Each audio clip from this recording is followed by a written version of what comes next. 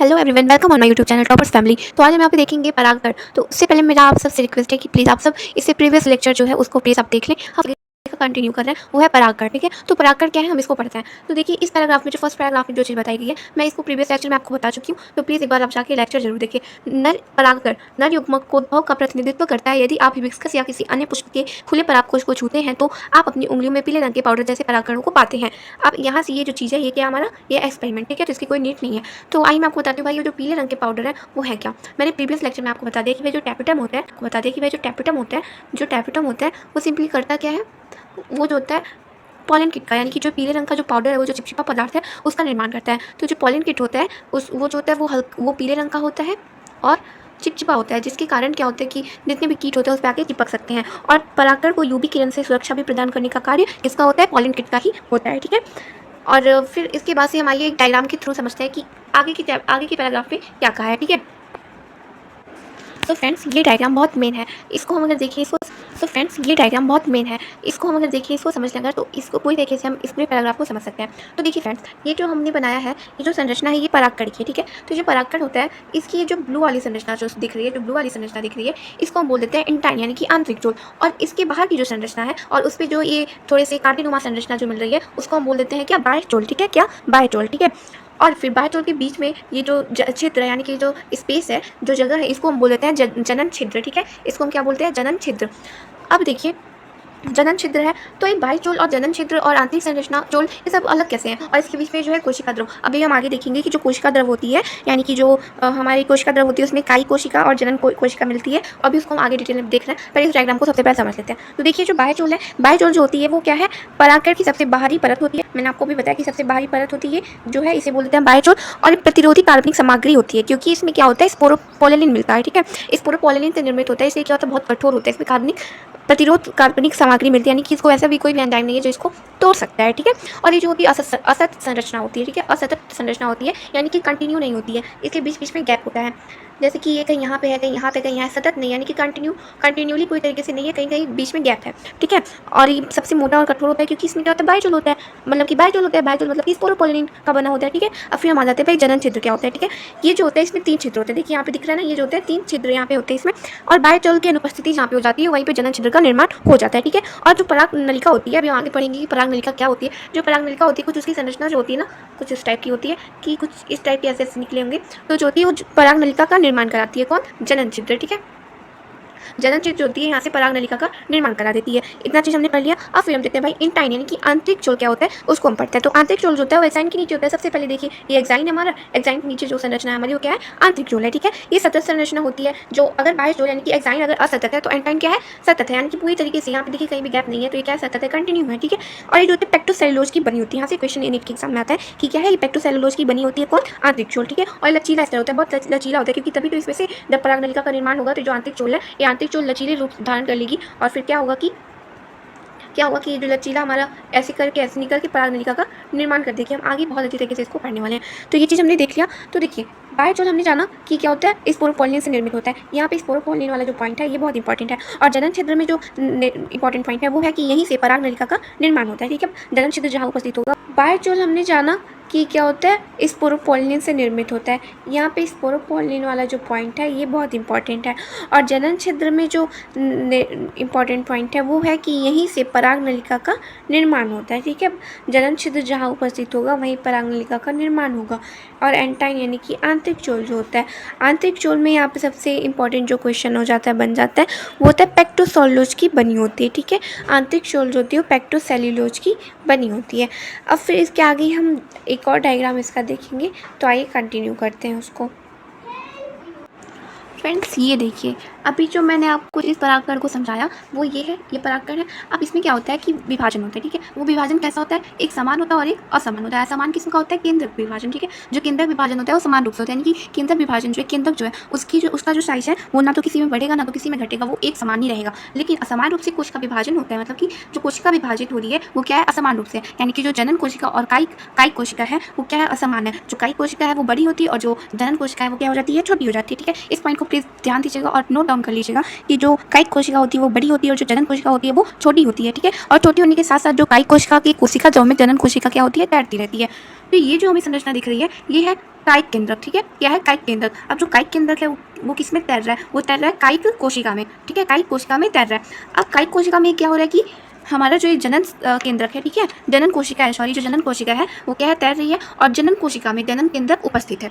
समझ में आया पॉइंट? एक बार फिर से देखिए, जो हमारा परागकण है उसमें जो कायिक कोशिका उपस्थित थी, यानी कि ये जो कोशिका है, ये जो कोशिका है इसमें विभाजन हो जाता है। ये जो केंद्रक इसमें विभाजन होता है किसमें? समान का, यानी कि जो जितना बड़ा केंद्रक यहाँ है वैसे ही सेम 2 केंद्रक बन जाएंगे और ये जो कोशिका द्रव्य है यानी कि कोशिका का विभाजन क्या है? वो असमान हो जाएगा। तो जब विभाजन हुआ, हमने देखा विभाजन होने के जस्ट बाद हमने ये देखा कि ये जो हमारा पूरा ये हमारा परागकण है उसमें क्या है? ये जो कायिक केंद्रक है, ठीक है, जो कायिक केंद्रक है वो कायिक कोशिका में तैर रही है, उपस्थित है, ठीक है।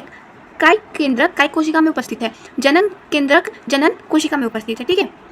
तो जनन केंद्रक जनन कोशिका में उपस्थित है। तो अभी देखिए, जो जनन सेल है वो क्या है? ये क्या है? किसमें उपस्थित है? ये चीज़ कायिक सेल में उपस्थित है, यानी कि हम कह सकते हैं कि जो जनन कोशिका होती है वो कायिक कोशिका में तैरती रहती है, ठीक है। अब देखिए, ये जो अवस्था है, यानी कि इसमें 2 बार क्या होता है? 2 कोशिकीय अवस्था होती है इसमें, यानी कि जो कोशिका होती है वो दो हिस्सों में क्या होती है? विभाजित हो जाती है। तो इसको हम बोल देते हैं 2 कोशिकीय अवस्था, ठीक है, 2 कोशिकीय अवस्था। और ये पॉइंट याद रखें कि जो 2 कोशिकीय अवस्था यानी कि 2 सेल स्टेज जो होता है वो 60% एंजियोस्पर्म यानी कि 60% आवृत बीजी में मिलता है।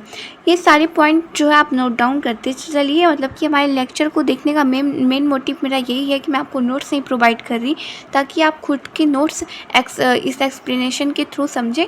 और एनसीईआरटी को मैं आपको पढ़ा दूंगी, आप एनसीईआरटी से भी अपने नोट्स बना सकते हैं।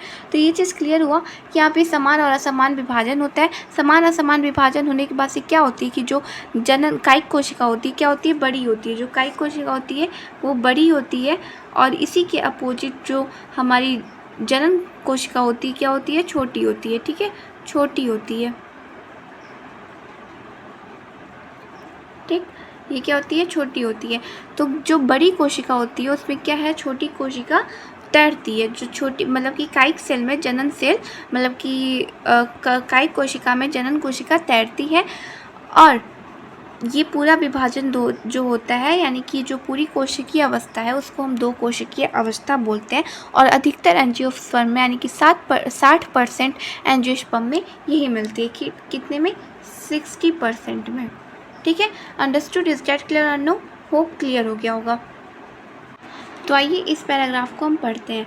तो देखिए, परागकण समानांतर गोलाकार गोलीय होते हैं जिनका व्यास लगभग 25 से 50 माइक्रोमीटर होता है। इसमें सुस्पष्ट रूप से 2 परतों वाली भित्ति होती है। कठोर बाहरी भित्ति को बायचोल कहते हैं, ठीक है, और जो कि स्पोरोपोलिन की बनी होती है। मैंने आपको अभी तुरंत बताया था इस चीज़ के बारे में। जो सर्वाधिक ज्ञात प्रतिरोधक कार्बनिक सामग्री है, यानी कि क्या है कि उसको वो कार्बनिक सामग्री उसको कोई भी नष्ट नहीं कर सकता। कोई भी एंजाइम, कोई भी पदार्थ आज तक दुनिया में नहीं मिला जो कि स्पोरोपोलिन को नष्ट करे। यह उच्च ताप या सुदृढ़ अम्लों एवं क्षारों के सम्मुख टिक सकती है। देखिए, मैंने जो बताया वही चीज़ बताया जा रहा है। अभी तक ऐसा कोई एंजाइम पता नहीं चला जो स्पोरोपोलिन को निम्नीकृत यानी कि क्या है? नष्ट कर सके, ठीक है। परागकण के बायचोल में सुस्पष्ट द्वारक या रंध्र होते हैं जिन्हें जनन छिद्र कहते हैं, ठीक है, जहाँ स्पोरोपोलिन अनुपस्थित होती है। स्पोरोपोलिन अनुपस्थित होती है का मतलब होता है कि जहाँ पे बायचोल अनुपस्थित होती है, ठीक है। परागकण जीवाश्मों की भांति बहुत अच्छे से संरक्षित होते हैं क्योंकि उसमें स्पोरोपोलिन की उपस्थिति होती है, ठीक है। अब देखिए, बायचोल के प्रतिमानों एवं रसायनों की एक आकर्षक सारणी प्रदर्शित की गई है। आप उसको देख लीजिएगा अपने एनसीईआरटी के बुक में। अब देखिए, यहाँ से क्वेश्चन पूछा है। क्या पूछा है क्वेश्चन? कि क्या आप विचार कर सकते हैं बायचोल सख्त कठोर होना चाहिए? जी बिल्कुल, क्योंकि वो क्या होता है कि जो परागकण होता है उसको सुरक्षा प्रदान करेगा, ठीक है। सुरक्षा के कारण इनका कठोर होना आवश्यक है, ठीक है। जनन छिद्र के क्या कार्य हैं? मैंने अभी आपको बताया था कि जनन छिद्र का कार्य क्या होता है? वो होता है कि वहाँ से पराग नलिका जो होती है, वहाँ से पराग नलिका का निर्माण होता है, ठीक है। पराग नलिका का निर्माण होता है, ठीक, पराग नलिका का निर्माण होता है। ये क्लियर हो गया? फिर हम देख लेते हैं कि परागकण की आंतरिक भित्ति को आंतरजोल कहा जाता है, ठीक है। ये भी हमने पढ़ लिया है ये वाला पैराग्राफ में। यह एक अपतली एवं सतत परत होती है जो सेलुलोज एवं पैक्टिन की बनी होती है। जब देखिए, सेलुलोज एवं पैक्टिन, इन दोनों वर्ड को जब हम मिक्स कर देंगे तो वर्ड बन जाएगा पैक्टोसेल्युलोज, ठीक है। क्या बन जाएगा? पैक्टोसेल्युलोज, ठीक है।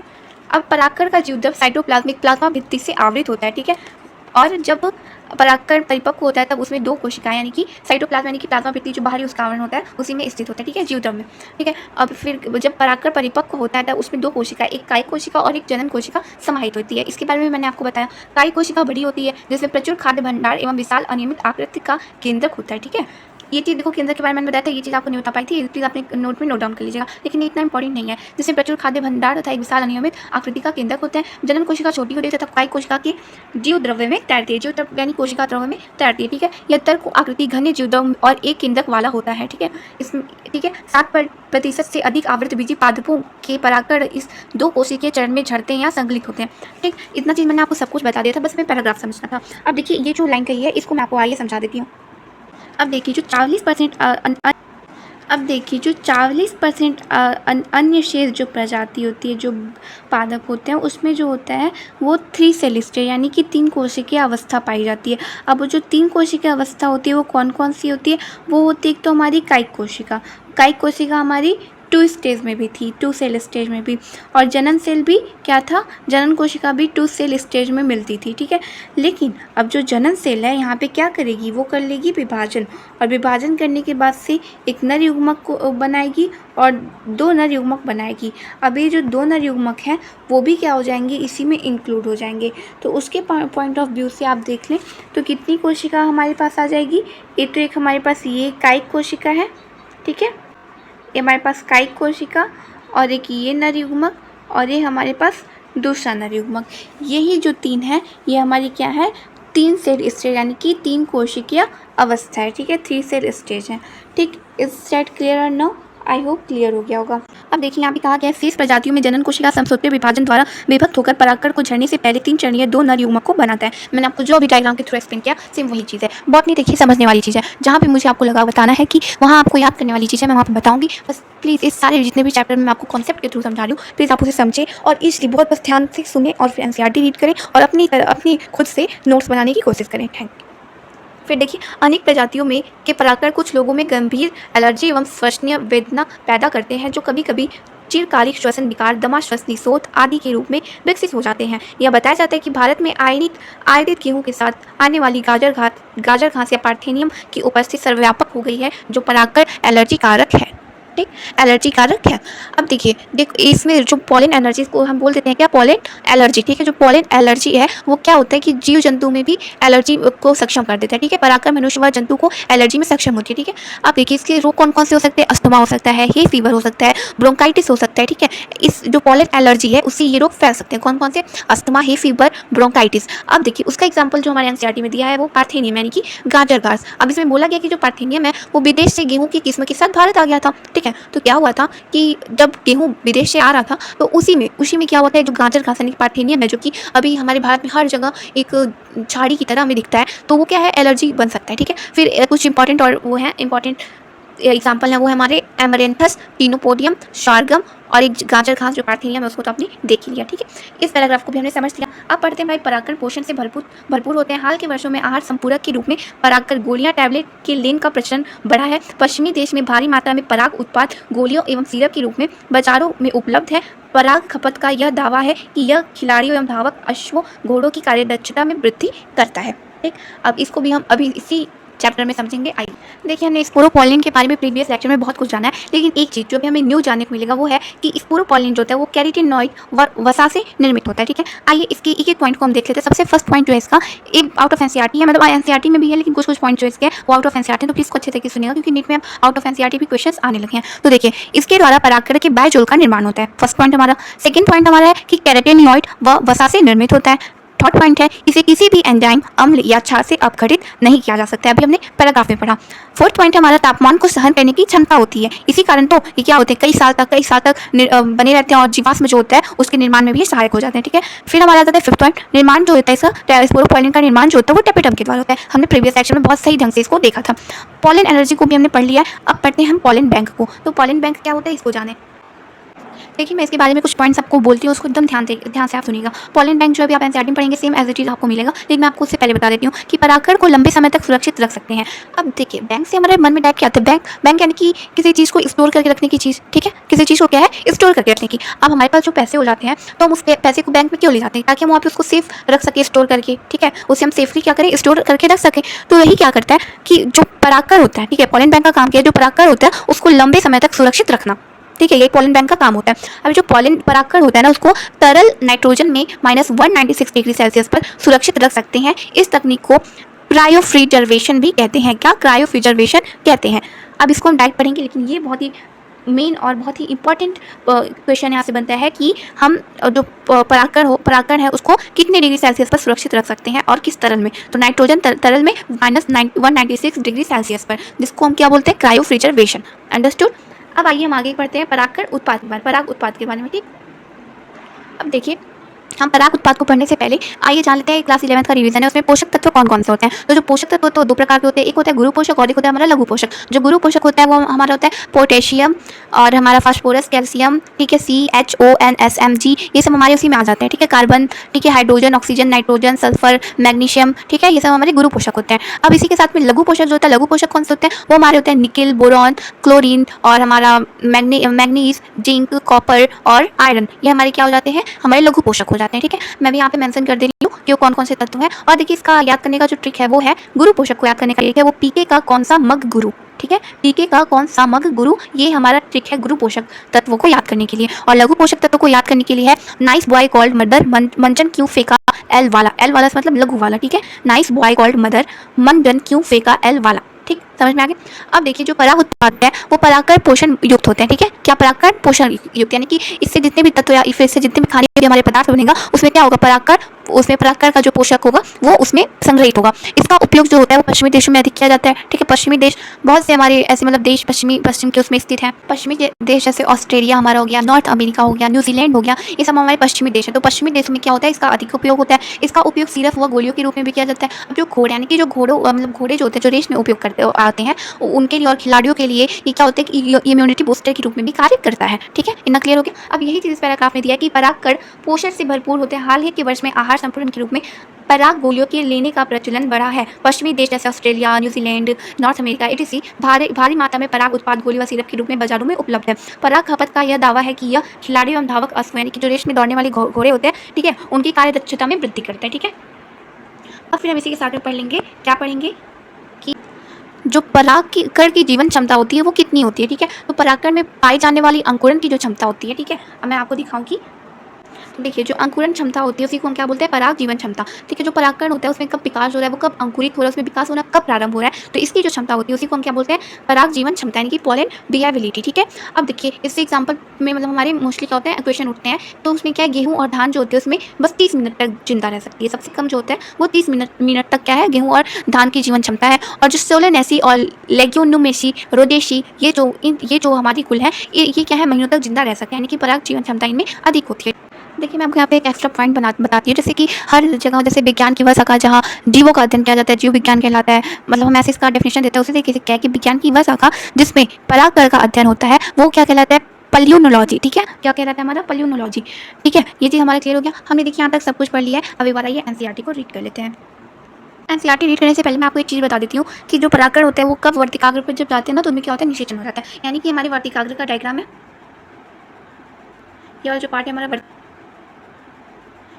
है हमारा वर्तिकाग्र है, वर्तिकाग्र, ये वाला जो पार्ट हमारा वर्तिकाग्र है, वर्तिकाग्र।